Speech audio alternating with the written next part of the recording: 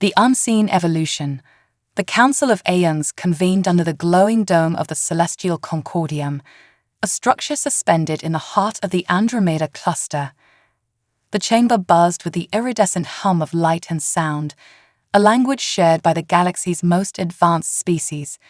Representatives of crystalline, organic, and synthetic life forms hovered, floated, or stood in the holographic assembly, their attention fixated on a central display of deep azure, Earth. At the helm of the gathering stood High Arbiter Leora, a figure of translucent ethereality whose luminous form radiated a calming light. Her voice resonated like a symphony, weaving through the room. It has been over 3,000 years since humanity joined the galactic stage. Yet, they remain anomalous. A low murmur rippled through the assembly. Species with eons of technological and social evolution behind them exchanged knowing glances, or their species equivalent, each waiting for the arbiter to elaborate. A crystalline observer named Vine, shaped like a spiraling fractal, spoke. High Arbiter, anomalies are not uncommon among fledgling species. What is it that troubles us now? Leora gestured, and the display shifted into a timeline. Earth's history unfolded, technological bursts from steam engines to quantum computation, interspersed with wars and peacetime innovation. The rapid acceleration was perplexing but not unprecedented. What stood out was what happened after Earth joined the interstellar community. 3 millennia of uninterrupted peace, a feat unmatched by any other species. But that wasn't the anomaly. We have observed Earth for centuries, Leora explained, yet their trajectory defies every predictive model we possess. They refuse to expand militarily. Their starships are unarmed, their planetary defenses minimal. Their scientific progress is steady, yet their focus remains on fields unrelated to war or conquest. Another figure spoke, their form a liquid sphere shimmering with intelligence. Is it not a cause for celebration, Arbiter? Peace is a virtue, is it not? Leora hesitated, perhaps, but they thrive without the cycles of conflict that have shaped all of us. No wars to fuel innovation, no conquests to drive resource acquisition, and still, they advance in ways even we cannot predict. They may have bypassed the need for conflict entirely, or they may be hiding something. A holographic playback began, displaying humanity's recent technological milestones. Agricultural systems that could terraform barren moons. Medical advancements that defied entropy itself. Energy solutions so efficient they verged on perpetual motion. Yet, even as the room marveled at their ingenuity, a question lingered in every mind. Why was their military power so lacking? Vine's crystalline structure refracted light with agitation. Surely their diplomatic reports offer insight. Leora's glow dimmed, a subtle display of frustration. We've sent countless envoys and analysts. They answer all questions with cordiality, but when pressed on matters of defense or strategy, they simply state, "We've moved beyond such concerns." Another murmuring spread, this time tinged with suspicion. The Arbiter called upon Commander Drex, a veteran strategist whose species resembled sentient biometal. His voice echoed like grinding steel. "Arbiter, this reeks of obfuscation. No species, however noble, abandons self-preservation. Their lack of armament may be a facade." The display shifted once more, zooming into Earth's bustling surface. Vast green cities intertwined with nature, their technology integrated seamlessly with ecosystems. Humans moved about, seemingly carefree, their only battles fought in laboratories, art studios, and space exploration projects. To an outsider, it was utopian. "Commander," Leora said, "if this is deception, it is masterful. Our most advanced observation tools have detected no covert activity, no hidden fleets or secret bases. Their transparency is unparalleled, yet unsettling." Drex countered, "Then we must test them. A civilization that claims to have transcended war must be prepared to prove it." Leora's form shimmered, uncertain. "You suggest provocation. Yes, Drex replied without hesitation. Not war, but pressure. Push them to reveal their true nature. Peace without strength is fragility disguised as virtue. The council deliberated. Among their species, peace was often a byproduct of dominance, a status earned through conflict and resilience. Humanity's peaceful era, unmarred by significant struggle, seemed too convenient, too unnatural. A vote was cast, and it was decided humanity would face a challenge. But what form would it take? Far from the Council, on Earth, life carried on blissfully unaware of the galactic scrutiny it faced. Beneath the lush canopy of a biosphere dome in the Pacific Arcology, Dr. Elena Vega adjusted her neural interface and reviewed data from the latest deep space terraforming project. Her team had successfully created an atmosphere on a moon orbiting Proxima Centauri, a breakthrough expected to provide habitats for countless species. Elena's assistant, Rahul, approached, holding a steaming cup of synthesized coffee. "You've been at this for hours. You should take a break." Elena smiled. "We're on the verge of replicating Earth's biodiversity in places where life couldn't exist before. How can I stop now?" Rahul chuckled. Typical human, always looking forward, never pausing. Their conversation was interrupted by a sudden shift in the dome's ambient lighting, signaling a planetary announcement.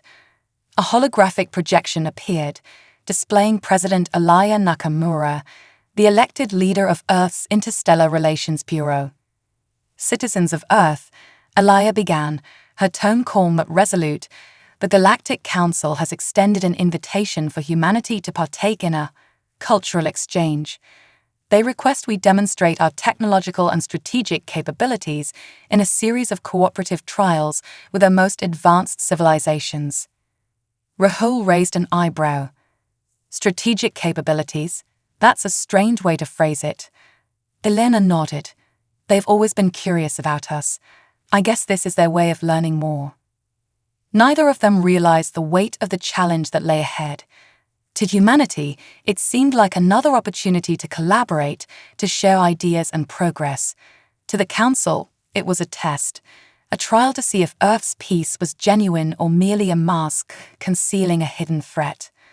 And so, humanity's greatest challenge in 3,000 years began, not with war, but with a question. Would they rise to meet expectations or defy them entirely? The trial of intentions. The Galactic Council wasted no time. Within days of the decision, emissaries from the Concordium arrived in Earth's orbit, their shimmering vessels resembling ethereal shards of light against the backdrop of space. To the humans observing from the surface, they appeared as celestial visitors, a stark contrast to humanity's more utilitarian spacefaring designs. In the main auditorium of Earth's Interstellar Relations Bureau, a historic meeting unfolded. Delegates from Earth stood shoulder to shoulder with ambassadors of alien civilizations, the room alive with an air of curiosity and veiled tension. President Alaya Nakamura, known for her eloquence and steady demeanor, addressed the assembly.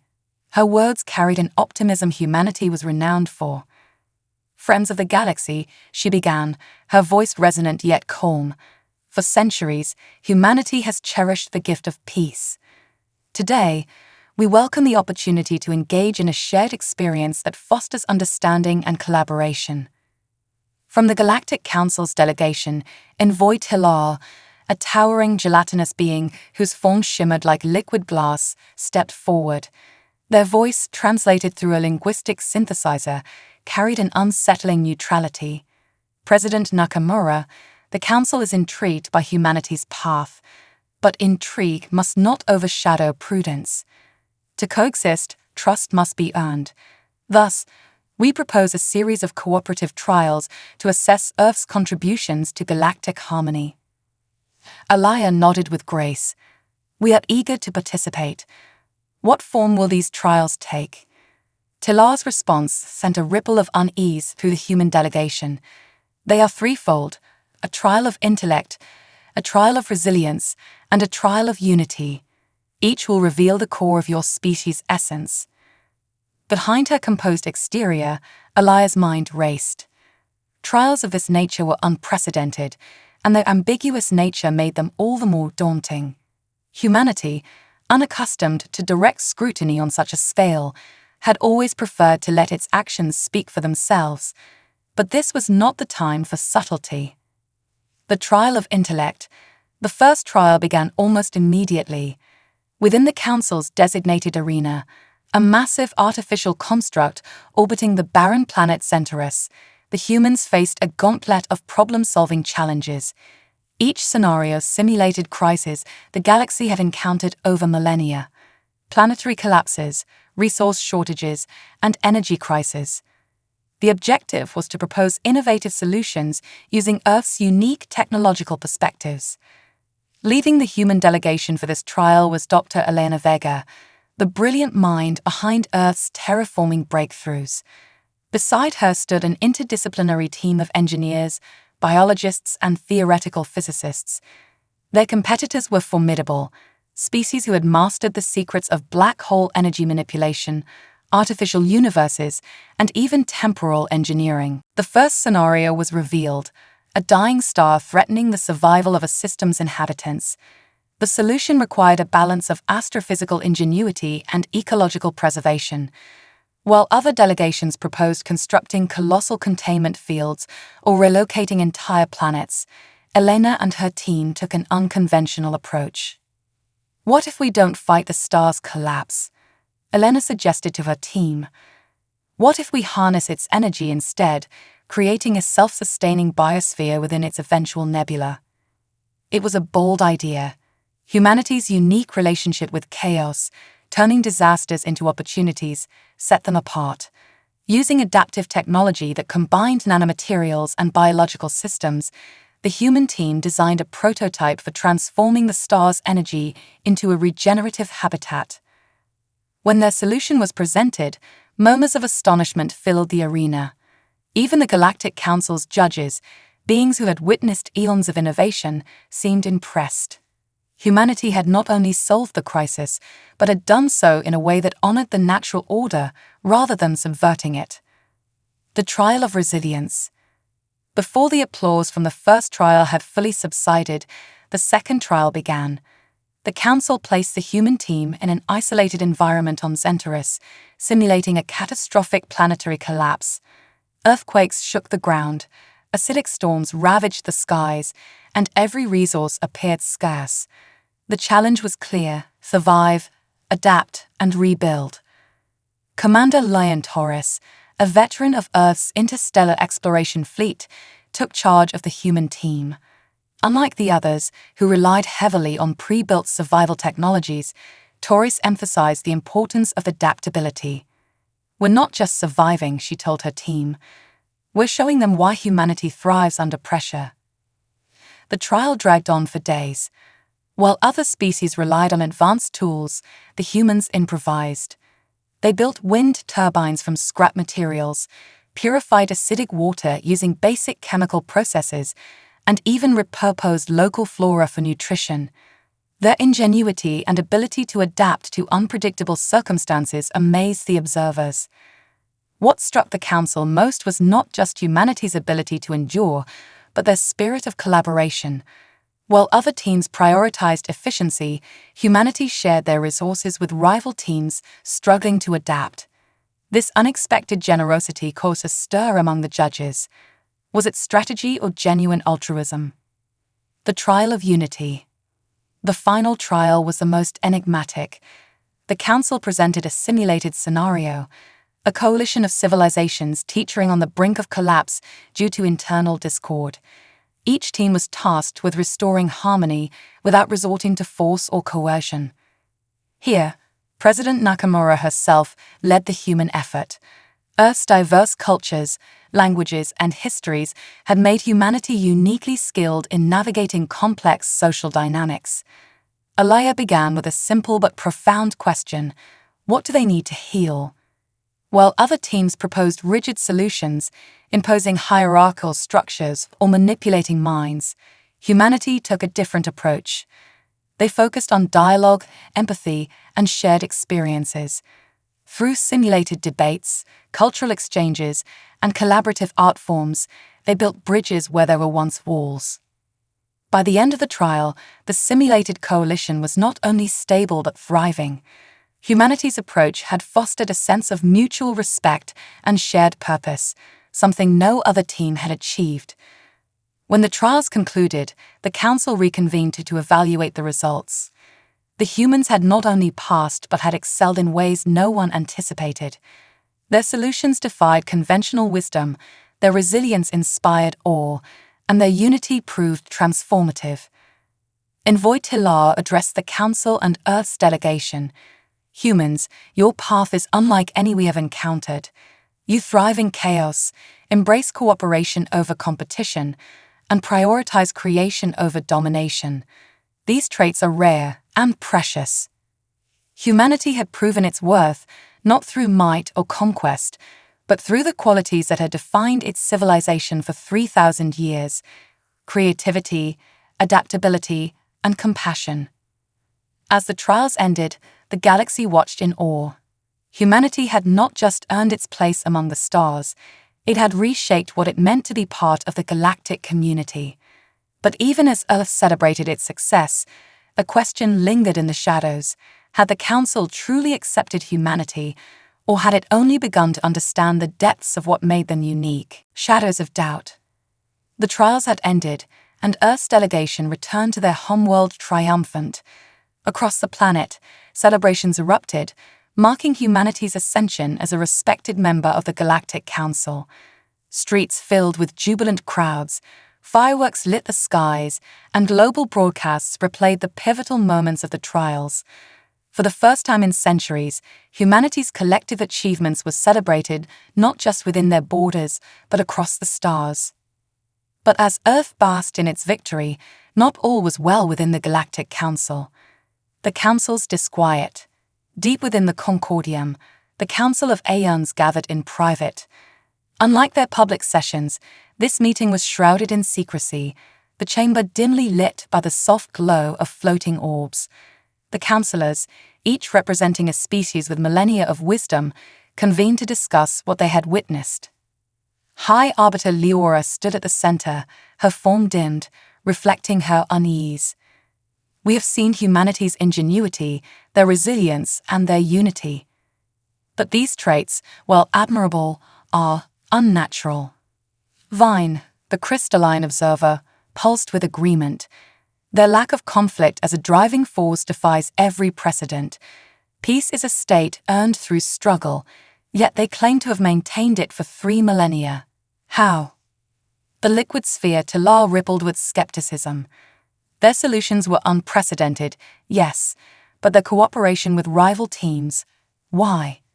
No species shares resources so freely without ulterior motives. Commander Drex, the biometal strategist, interjected, his voice a low rumble. They may not be hiding weapons, but their mind is their weapon. They approach every problem with strategies we cannot predict. They think differently, unconventionally. It is both their strength and their greatest threat. Leora hesitated, then finally voiced what lingered in the minds of many counselors. Are they truly the peaceful species they claim to be? Or are they merely biding their time, waiting for an opportunity to dominate? A heavy silence fell over the chamber. The Council, for all its advanced wisdom, struggled with the most basic of emotions, fear of the unknown. Earth's preparation. On Earth, the triumph of the trials had inspired a new wave of collaboration. Universities, corporations, and governments worked tirelessly to expand humanity's interstellar initiatives. Projects once deemed ambitious were now pursued with fervor. The success of the trials had proven humanity's potential, and they intended to live up to it. Dr. Elena Vega stood in a bustling research lab overlooking the Pacific Ocean. Her team was developing a new form of adaptive bioships, vessels that could evolve and repair themselves. The designs were elegant, blending biology and engineering in ways that mimicked Earth's ecosystems. To Elena, they were more than ships. They were living embodiments of humanity's philosophy, coexistence, not domination. Rahul entered, his face unusually serious. Elena, have you seen the latest council broadcast? She looked up from her workstation. No, why? He projected a hologram. It displayed Commander Drex addressing the Council in a formal session. "We must understand humanity's true intentions," Drex declared. "Their capabilities are remarkable, but their transparency is too perfect. They conceal nothing, and that is precisely what concerns me." Elena frowned. "They still don't trust us." Rahul nodded. "It's more than that. Some members of the Council are calling for heightened surveillance, even covert operations to uncover what they think we're hiding." The words lingered in the air. Humanity had worked tirelessly to earn the galaxy's respect, but mistrust was a seed that grew quickly in fertile soil. The silent observer. Unbeknownst to Earth, the Council had already acted. A stealth vessel, undetectable to even the most advanced sensors, was dispatched to monitor humanity's activities. Its pilot, an enigmatic operative named Kayla, belonged to a species of shapeshifters known for their unrivaled espionage skills. Kayla's mission was simple: observe and report. But simplicity, Kayla knew, often masked complexity. From orbit, Kayla watched as humanity went about its daily life. Their cities, seamlessly integrated with nature, teemed with energy. Their advancements, while impressive, seemed genuinely focused on improving quality of life rather than amassing power. Kayla found no evidence of hidden fleets or covert military facilities, yet something gnawed at their mind. "It's too perfect," Kayla murmured. "No species evolves without scars." Kayla decided to go deeper. Assuming the form of a human, they descended to the planet's surface, embedding themselves within a bustling metropolis. They observed humanity firsthand, interacting with its people, studying its culture. What Kayla found was startling. Humans were not naive or idealistic, as some counselors believed. They were deeply pragmatic. Their peace was not born of weakness, but of deliberate choice. Humanity had scars they chose not to glorify, but to learn from. Their history was one of conflict, loss, and survival, and it was precisely those experiences that had driven them to forge a different path. The Council's misstep. As Kayla's observations unfolded, the Council's mistrust reached a boiling point. A faction led by Commander Drex pushed for a simulated military confrontation to test humanity's response. The idea was controversial but gained traction among the more hawkish counselors. High Arbiter Leora reluctantly approved the plan. Let it be a test of their intentions, not their strength. No harm must come to them. A fleet of unmanned vessels was dispatched to Earth's vicinity, programmed to simulate an attack. The goal was to observe how humanity would react under threat. When the fleet entered Earth's solar system, alarms blared across the planet. Humanity's leaders convened in a matter of minutes, their advanced AI systems already analyzing the situation. President Nakamura addressed the Global Assembly. "This is unlike anything we've seen before," she said, her voice calm but firm. "The ships are uncrewed, but their actions mimic an invasion. We must respond, but not with violence. We will show them who we are." Under Nakamura's direction, humanity deployed a fleet of their own ships, not to engage in battle, but to form a protective barrier around Earth. The ships emitted a signal, a universal message of peace, amplified across multiple frequencies. When the Council's fleet continued its approach, Earth's ships enacted a daring strategy. Using electromagnetic pulses and precision maneuvers, they disabled the incoming vessels without destroying them. It was a display of restraint, ingenuity, and resolve. Kayla's revelation. From their position on Earth, Kayla watched the entire event unfold. They were stunned, not by humanity's technological prowess, but by their unwavering commitment to peace, even when provoked. Humanity had every opportunity to retaliate, to prove their strength through force. Instead, they had chosen a path of calculated nonviolence. Kayla transmitted their findings back to the Council, their report concise yet profound. Humanity's peace is not a facade. It is a choice born of wisdom, not weakness. The Council received the report in silence. High Arbiter Leora, her form glowing brighter than ever, addressed her peers. Perhaps it is we who must learn from them. But in the shadows of the council, Drex and his faction remained unconvinced. For them, humanity's restraint was not enough. It was a threat, and threats, they believed, must be neutralized. As Earth celebrated another victory for peace, the seeds of a deeper conflict were sown, one that would test not just humanity's ideals, but the galaxy's ability to embrace a new way forward. A fractured accord. The Galactic Council's chambers were unusually quiet. The recent confrontation between the Council's simulated fleet and Earth's response had left its mark.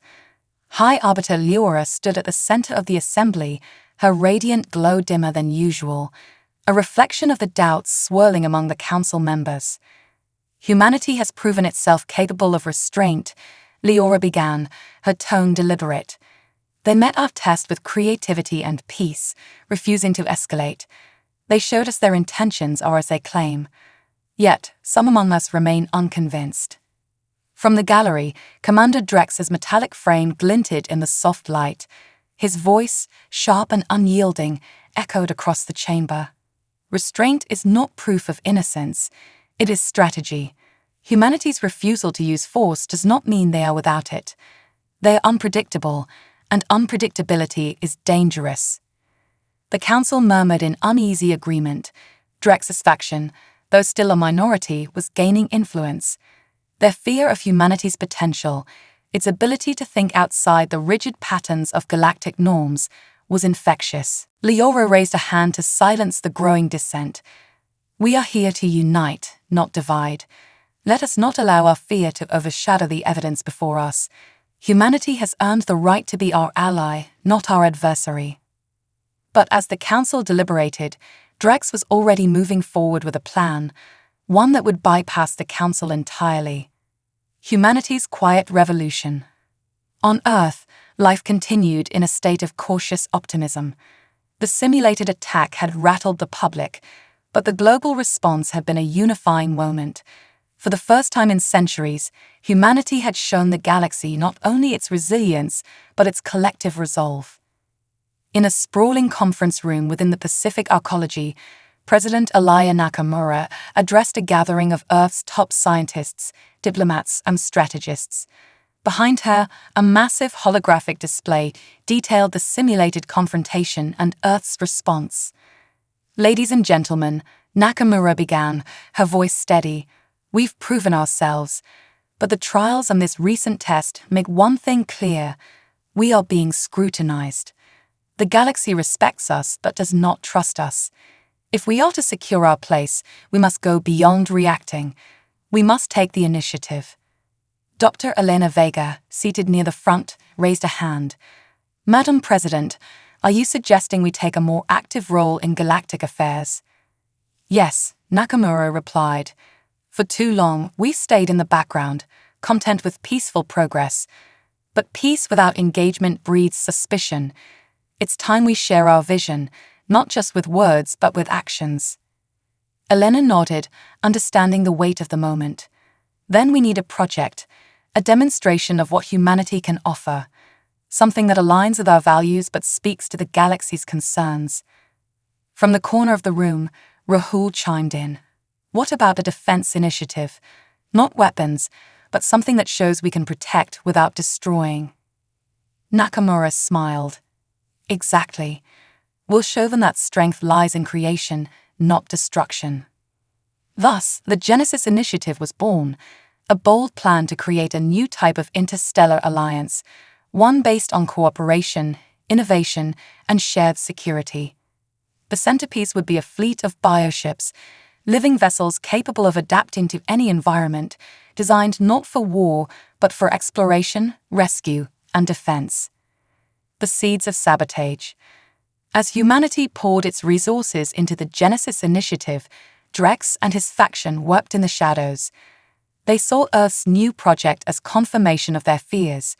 A fleet of bioships, while ostensibly peaceful, could be repurposed into a formidable force. Drex convened a secret meeting with his allies, a coalition of council members and independent factions who shared his mistrust. In a dimly lit chamber aboard a rogue station hidden in the Serpent Nebula, Drex outlined his plan. Humanity claims peace, but their actions tell a different story. The Genesis Initiative is a precursor to dominance. We cannot allow it to succeed. One of his allies, a feline-like being with sharp eyes and sharper words, growled, "And how do you propose we stop them? The Council would never approve direct action." Drex's metallic face shifted into a semblance of a smile. "We don't need the Council's approval. A well-placed disruption here, a calculated strike there. Their project will collapse under the weight of its own ambition."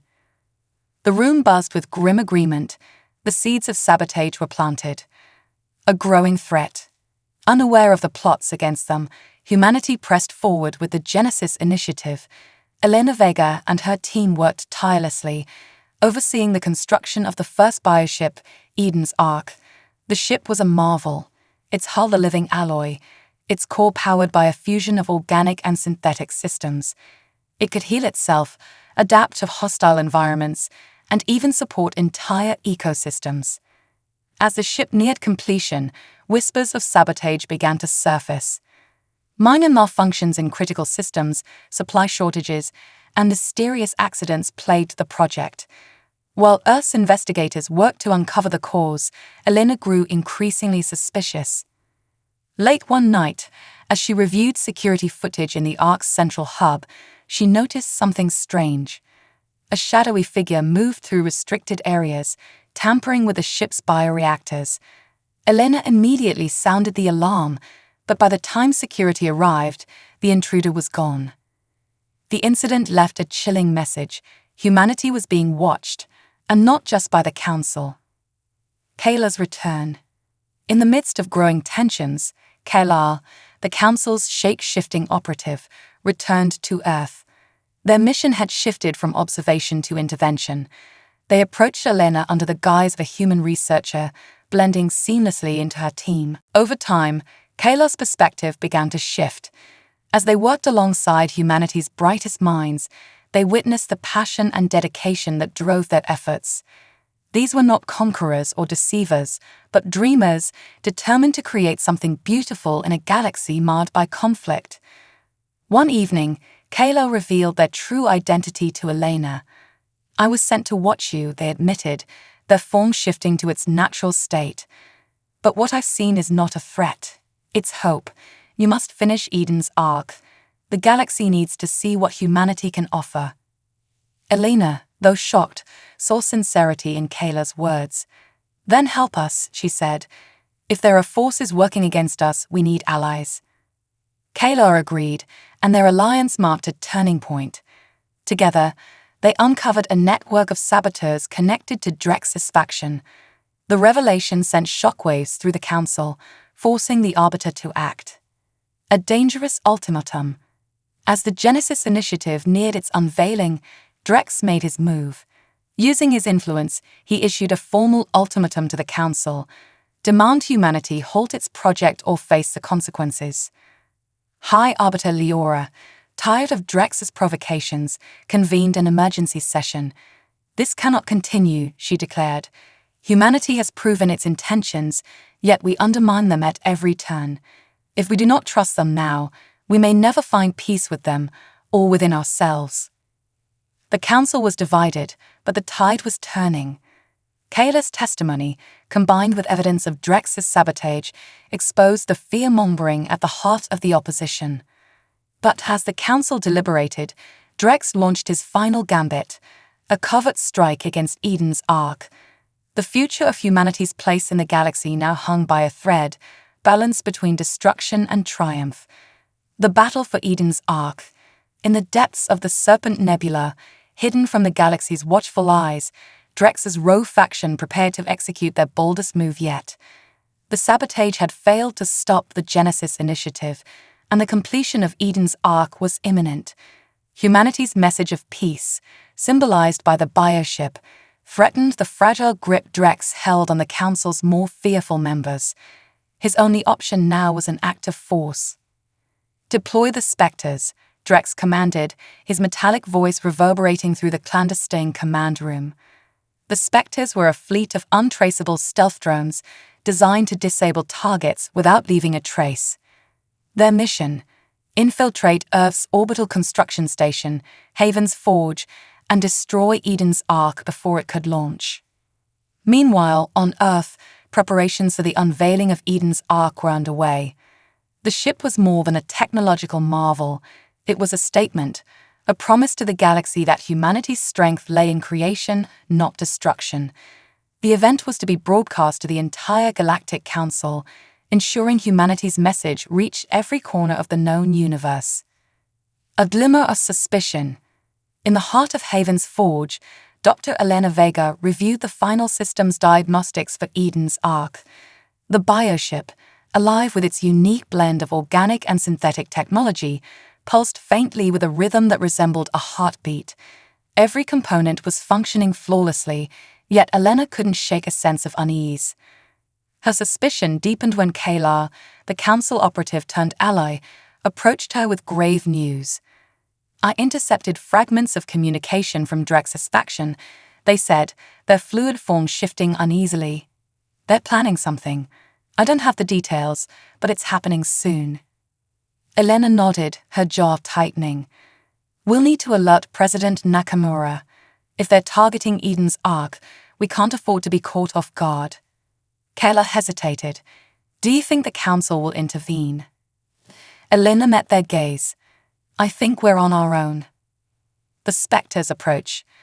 The Spectres arrived at Haven's Forge like shadows in the void. Cloaked in advanced stealth technology, they bypassed the station's outer defenses undetected. As they moved into position, their operators aboard Drex's flagship prepared to execute their carefully coordinated assault. Inside the station, Kayla's enhanced senses picked up faint disturbances in the electromagnetic field. Their forms shimmered with alarm. "They're here," they whispered to Elena. "How many?" she asked, already activating emergency protocols. "Too many." Elena didn't hesitate. She activated the station-wide alert. Red lights flared, and a deep, resonant alarm filled the corridors. "All personnel, this is not a drill. We are under attack. Protect Eden's Ark at all costs." A fight for survival, the assault began with precision strikes. The Spectres targeted critical systems, aiming to disable the station's ability to protect itself. Explosions rocked the structure as engineers scrambled to stabilize the damage. Earth's defensive ships, stationed nearby, rushed to intercept the invisible threat, but the Spectres' stealth systems rendered them nearly untouchable. Inside the station, chaos reigned. Elena and Kayla coordinated efforts from the central control hub, directing repair teams and rerouting power to critical systems. The station's meager security forces, unprepared for a coordinated attack, struggled to hold the line. "We need to get Eden's Ark out of here," Kayla urged, their voice tinged with urgency. "It's the only way to save it." Elena shook her head. "The launch sequence isn't ready. If we try to move it now, we risk destabilizing the entire bioship." Kayla's form flickered, betraying their frustration. "Then we need to buy more time." Humanity's last line of defense. On Earth, President Nakamura monitored the situation with a calm that belied the urgency of the moment. "Activate the Soul Defense Grid," she ordered. The grid, a network of advanced satellite systems, was humanity's most sophisticated defensive tool, designed to detect and neutralize threats at a moment's notice. "Madam President," an aide said hesitantly, "the Spectres are cloaked. The grid might not be able to track them." "Then we adapt," Nakamura replied. "Redirect all available resources to triangulate their positions. Use every sensor, every ship, every mind at our disposal." Back at Haven's Forge, the Spectres began targeting Eden's Ark directly. Their energy weapons sliced through outer layers of the bioship's protective casing, eliciting eerie, organic cries from the living vessel. For Elena, it was a sound that cut to the core. "We can't let them destroy it," she said, her voice trembling with determination. "Kayla, can you?" Before she could finish, Kayla shifted into their natural form, their body glowing with resolve. "I'll buy you time." Kayla disappeared into the chaos, moving with the fluid grace of their kind. As they infiltrated the station's lower levels, they began to disrupt the Spectre's operations, using their shape-shifting abilities to sabotage the drones from within. The turning point. Kayla's actions gave Earth's forces a critical advantage. Using the disruptions as an opening, Nakamura's team on the ground managed to isolate the Spectre's control frequencies. With this information, the Soul Defense Grid was recalibrated to target the drones. One by one, the Spectres began to fall, their cloaks pierced by precision strikes. The remaining drones, sensing their imminent defeat, launched a desperate final assault on Eden's Ark. Elena watched in horror as one drone breached the ship's central core. "Emergency override," she shouted, rushing to the controls. "We need to stabilize the core now." Engineers worked frantically to contain the breach, but it was Kayla who delivered the decisive blow. Sacrificing their own energy reserves, they overloaded the drone systems, neutralizing the threat at the cost of their physical form. As the last Spectre was destroyed, a fragile silence settled over Haven's Forge. The station was battered but intact. Eden's Ark had survived. A new dawn. The attack had left scars, but it also revealed humanity's resilience. The unveiling of Eden's Ark proceeded as planned, though it carried a somber note. President Nakamura's speech, broadcast across the galaxy, was both a message of defiance and a call for unity. "We faced aggression not with retaliation, but with resolve," she declared. "We will not waver in our commitment to peace, but let this serve as a reminder. Peace is not the absence of conflict, but the courage to rise above it." In the council chambers, High Arbiter Leora used the attack to expose Drex's faction. Evidence of their sabotage and rogue actions led to immediate consequences. Drex was stripped of his command, his faction disbanded. Yet the question remained, how many others in the galaxy shared his fear of humanity? As Eden's Ark embarked on its maiden voyage, a symbol of hope and humanity's ideals, the galaxy watched with bated breath. Humanity had proven its strength not through domination, but through perseverance and ingenuity. But the challenges ahead would test those ideals more than ever before.